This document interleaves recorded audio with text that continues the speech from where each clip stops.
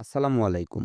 বিশ্বাস agro farm and ফিশারিতে আপনাদের সবাইকে স্বাগতম। আজকে যে ভিডিওটা নিয়ে আমরা উপস্থিত হয়েছি, এটা আমাদের মাল্টা এবং পেয়ারার বাগানে পানি এবং তার সঙ্গে সার প্রয়োগের ভিডিও। বিগত কিছুদিন আগে আমরা আমাদের এই বাগানে আপনাদের দেখিয়েছিলাম যে আমরা ছোট, ছোট পেয়ারার যেটা আসছে আমাদের কাছে সেটা পলির কাজ করছি। বেশ অনেকদিন আগে আমরা এই জমিতে পানি দিয়েছিলাম এবং পানির হার কমে যাওয়ায় আমাদের গাছের ফলের গ্রোথ একটু কমে গেছে, যার কারণে আজকে আমরা সেচ দিব এবং সেচের সঙ্গে সঙ্গে আমরা সারও প্রয়োগ করব। দেখতে পাচ্ছেন আমাদের পেয়ারাগুলো কত সুন্দরভাবে বড় হতে লেগেছে গরমের আভাস পেয়ে। নেক্সট রোজাকে টার্গেট করে আমরা এই ফলের কাটিং করেছিলাম, যার কারণে এই গুটিগুলো আমাদের গাছে এসেছিল। এই যে পাশে দেখতে পাচ্ছেন যে সারগুলো, এই সারগুলো মূলত আজকে আমরা আমাদের মালটা এবং পেয়ারার গাছে সমান ভাগে বিভক্ত করে দিব।